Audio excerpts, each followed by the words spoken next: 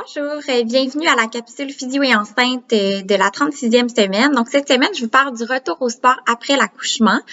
Donc, il y a plusieurs choses à considérer pour un retour sécuritaire à l'entraînement après l'accouchement. Donc, entre autres, vous voulez considérer votre niveau d'activité physique durant la grossesse. Donc, une femme qui aura été super active durant sa grossesse, qui aura maintenu ses activités sportives, il y a plus de chances qu'en postpartum, elle puisse retourner rapidement à l'entraînement. Une femme qui aurait été plutôt sédentaire ou même alitée, tout ça, c'est certain que ça va ralentir le retour au sport après l'accouchement.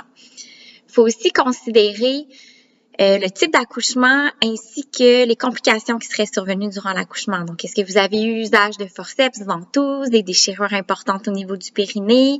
Donc, ça, c'est tous des facteurs qui vont affaiblir davantage le plancher pelvien. Ou plutôt, vous avez eu un accouchement qui s'est bien passé, un bébé de poids idéal, une tête qui était pas trop volumineuse, pas de déchirure au périnée.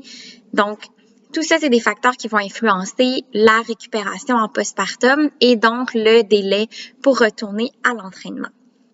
Aussi, autre facteur, avez-vous eu des symptômes au niveau urogynécologique, donc incontinence ou bien sensation de lourdeur au niveau du périnée depuis votre accouchement? Donc, si c'est le cas, on recommande le retour à l'entraînement quand ces symptômes-là ne sont plus présents. Donc, évidemment, vous allez faire un renforcement des muscles du plancher pelvien pour essayer de contrôler vos symptômes. Consulter en rééducation périnéale, probablement également, pour contrôler les symptômes. Donc, si vous n'avez pas eu de symptômes après l'accouchement, vous allez probablement pouvoir retourner à l'entraînement plus rapidement également. On veut considérer l'allaitement aussi. Donc, l'allaitement, on sait que ça maintient une certaine variation au niveau des hormones après l'accouchement, qui va maintenir une laxité au niveau des tissus et une faiblesse au niveau des muscles du plancher pelvien. Donc, ce qu'on veut, c'est considérer que l'allaitement rend la région pelvienne un petit peu plus faible et donc ça peut influencer aussi les symptômes qui vont être ressentis. Donc, il faut pas s'inquiéter. Dans le fond, c'est pas contre-indiqué de s'entraîner même si vous allaitez, évidemment. C'est même très recommandé. Puis, on sait que le sport ne va pas affecter la production laiteuse ni la composition du lait. C'est juste qu'un sport à intensité plus élevée pourrait faire qu'il y ait de l'acide lactique dans le lait et le bébé pourrait temporairement refuser le lait puisque son goût serait changé. Donc, ce qu'on recommande, c'est d'allaiter avant l'entraînement pour vous permettre de pouvoir vous entraîner plutôt normalement sans qu'il y ait un impact au niveau des boires de votre bébé. Une fois que vous décidez de retourner à l'entraînement, on recommande que ça soit fait graduellement, donc vraiment étape par étape. Donc, si votre sport, c'est la course à pied, vous êtes mieux de recommencer par de la marche rapide, alternance marche et course et finalement de la course. Donc, vraiment graduellement.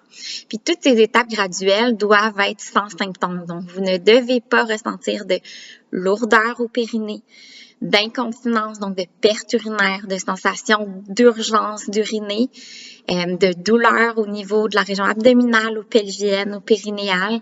Donc, vraiment, ça doit se faire sans symptômes. Si vous n'aviez pas de symptômes au début de votre entraînement et qu'à force de votre entraînement, que vous augmentez la cadence, tout ça, et vous mettez à avoir des symptômes, c'est probablement que les entraînements ne sont pas assez graduels. Donc, on recommande de reculer, de ne pas cesser l'entraînement, mais de reculer aux entraînements qui ne vous créaient pas de symptômes. Donc, l'idée, c'est de trouver le juste milieu entre s'entraîner suffisamment, pas trop pour avoir des symptômes, mais assez pour qu'il y ait vraiment une récupération puis une amélioration au niveau du corps. Puis, de façon générale, au niveau des recommandations des gynécologues du Canada, il y a souvent un délai de 6 semaines qui est rapporté. Donc, vous allez probablement entendre votre médecin qui vous dit « Ah, ça fait 6 semaines que tu as accouché, tu peux reprendre tes activités normalement. » Donc, les 6 semaines, c'est vraiment parce que le gros de la guérison tissulaire est fait. Donc, vous n'aurez probablement plus de lochis, la cicatrice va être probablement guérie.